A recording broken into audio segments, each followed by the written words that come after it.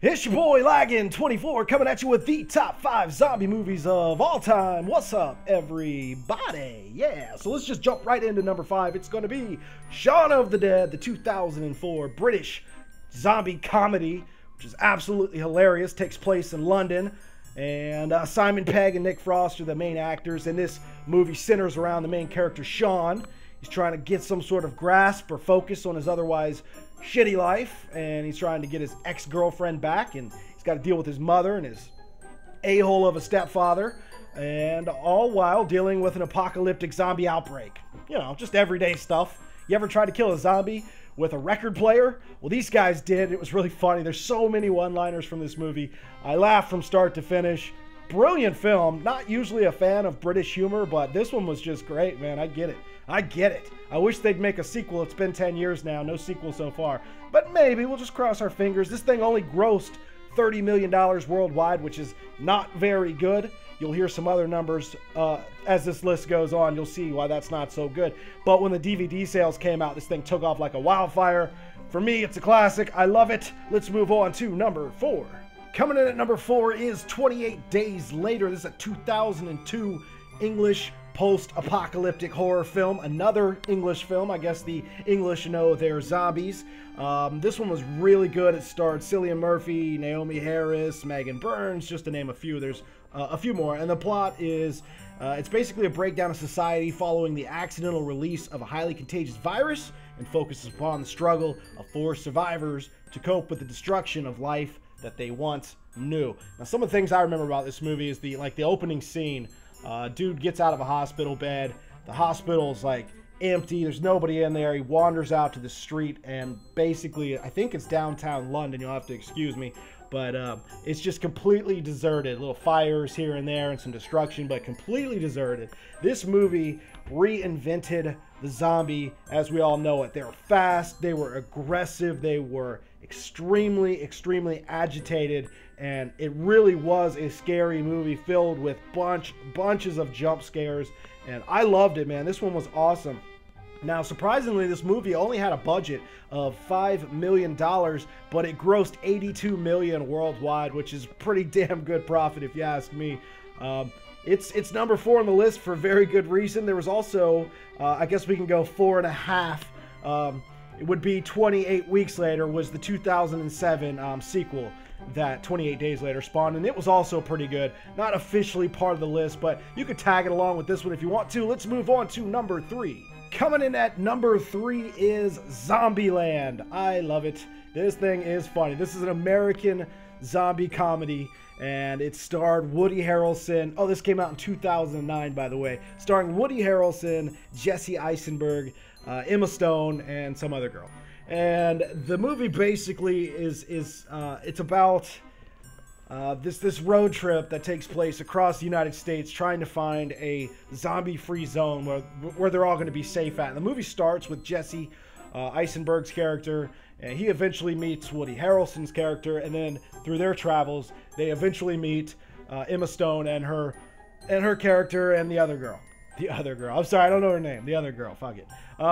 And they've got to learn to trust each other. There's tons of gore, lots of comedy, just some great, really cool killing scenes, and it's just a really funny movie. Now, with all of these zombie movies, it's kind of fun to figure out and see where the virus originated from. And in this case, it was a strain of mutated mad cow disease that mutated into mad person's disease, which became known as mad zombie disease, which overran the entire United States and turned all the American people into vicious zombies. Of course, you're safe if you don't eat meat, so that would explain some of the survivors, but really funny.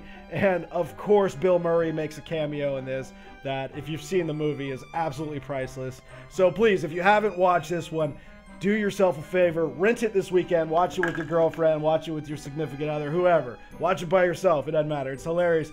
This one grossed over $102 million in the box office, so very successful, very funny movie. That was my number 3. Let's move on to number 2. And the number 2 on my list of top 5 zombie movies of all time is going to be Dawn of the Dead 2004 remake. Don't get it confused with the original directed by George A. Romero. All of my Call of Duty zombie fans out there, you're going to know George Romero, aren't you, from Call of the Dead. He originally did Dawn of the Dead in 1978, but the 2004 version is much better. Trust me on that. Now, this one is awesome. Okay. You don't have to wait a split second for some action in this one. It starts out with the main character and her husband having sex in a shower. And because of this, they miss a TV bulletin, an emergency broadcast warning.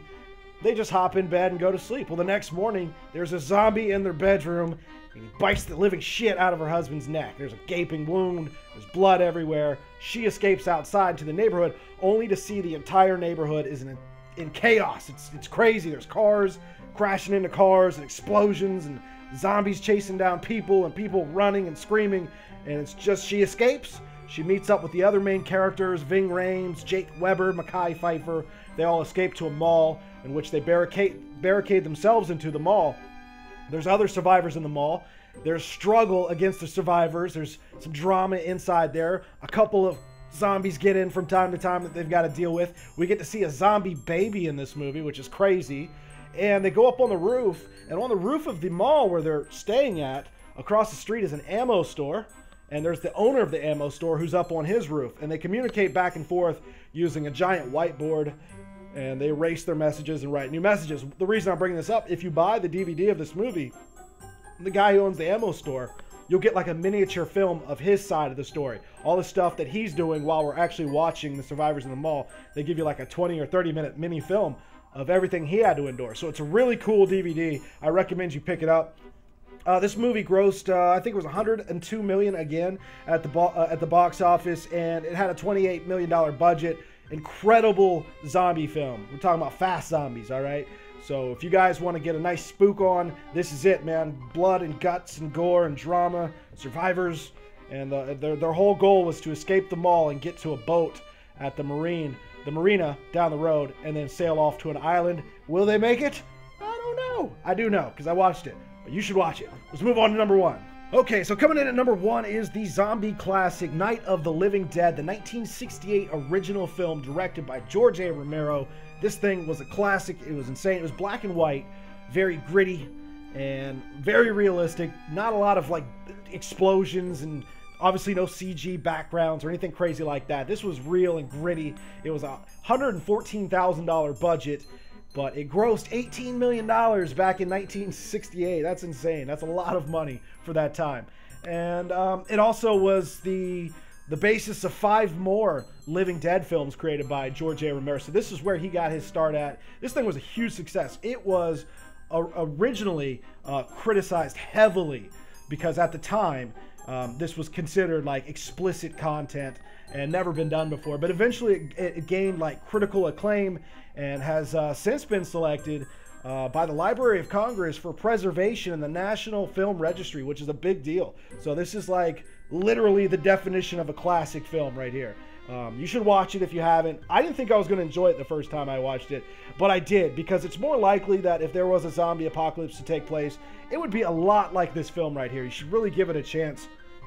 I think you'll enjoy it, but it surrounds, the story surrounds a few characters that are trapped in a farm type atmosphere, just kind of out in the middle of nowhere in Pennsylvania, surrounded by the undead. And this is the cool part. So when this movie came out, there was no such thing as zombies. Like, people didn't know what to call these things that they were watching on the film.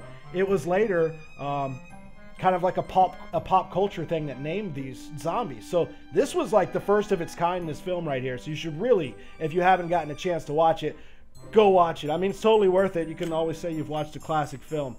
So that's my top 5, guys. I really hope you enjoyed this. And so if you think that I left one out, leave it down below in the comment section. If you think my list was in the wrong order, please give me your own order. I'll read it. We'll discuss. And life is fragile, guys. I'd like to take this time for a quick second, if I may, to say that life is fragile. You don't ever know when it's going to be taken from you. And so while you have the chance, you should tell people just how you feel about them before it's too late. So I would like to publicly right now say to Jimmy, thank you very much for what you've done for me this year. And I really appreciate it. You've been a really good mentor to me on YouTube and a good friend. And I wish nothing but the best for you and your family.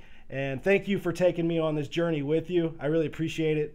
And we got Extinction coming out, guys, so you're going to be stuck with me for another year. It's been your boy Laggin24, and I will see you next time.